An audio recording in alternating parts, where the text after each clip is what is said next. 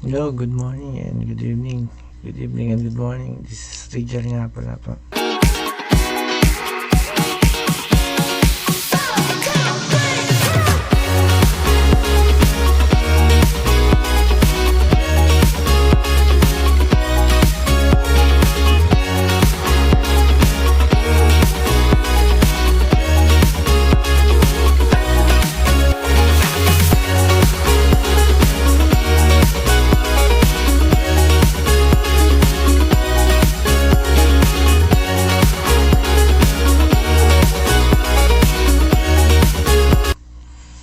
May talaga pong balita ngayon about sa PhilHealth.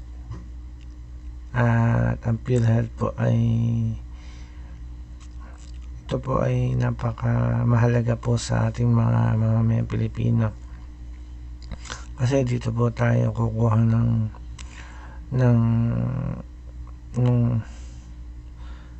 kumbaga itong kaagapay sa pagbabayad natin po kung meron tayo magkakasakit tayo, di ba? Ito ay tumutulong sa atin. Pero ngayon, wala na. Parang wala nang silbi halos ang PhilHealth ngayon. Buti nga po sa ibang bansa magaganda yung kanilang healthcare. Lalo na po sa mga kahit sa Asian country din po, sa mga Taiwan. Napakaganda po ng PhilHealth sa Taiwan. Maliit yung contribution tapos halos walang babayaran, napaka accessible pa yung yung card mo, paano mo gagamitin, at wala pong magiging problema. Mantala dito po sa atin pahirapan yung PhilHealth na nakawan pa yung health card na, yung health natin, healthcare, ninanakawan pa yung ating, kumbaga yun yung tutulong sa atin kung tayo magkasakit. Paano kung tayo nagkasakit? Wala nang tapos yung hindi naman ganun kalaki yung sweldo ng mga mamamayan natin.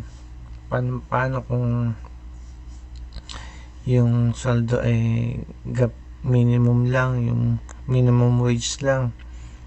Paano yun? Paano yung mga ibang Pilipino na minimum wage lang, tapos wala pang makukuha sa PhilHealth kung magkakasakit? Diba po? Napaka lang po ng gobyerno natin. Yung walang malasakit talaga po. Halata na po sila. Na balita ko nga tigto 200 million daw yung mga senador. Na tawa nga lang ako dun sa reaction ni Coco Pimentel. In-interview siya ni Karen Davila. Siguro ba't niya alam yung impormasyon na yun? Ganun din naman talaga po. Talaga naman ganun talaga po. Binubulag sila ng dalawang mag-asawa. Alam nyo na kung sino yun. Binubulag sa pera para sila, makagalaw sila ng maluwag sa pangkukurap. Ganoon lang po yun. Strategy po nila bulagin sa pera para maging bulag, pipit bingi po sila, mga senador, mga congressman. Yun po. Tapos siyempre papayag yung mga kasi mag-e-election na, kailangan nila ng panggastos sa election, di ba po? Kahit po kalahati lang nun, malaking bagay na yung babayad sa kanila. Ayun nga po ang duda ko talaga, binayaran talaga sa lahat ng malalaking pera. Yung mga tinapyas sa mga ahensya natin sa DepEd, tinapyas sa PhilHealth, yun po yung ibabayad sa mga ibang mga politiko na mukhang pera mukhang pera din.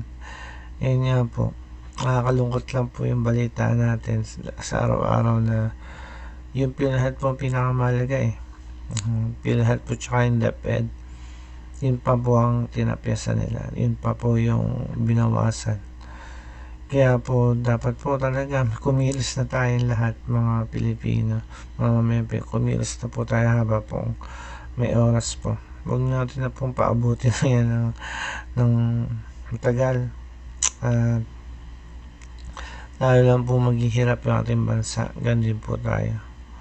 Kaya ito po si Rigel, ingat po kayo. Magandang gabi, magandang umaga. God bless po sa inyong lahat.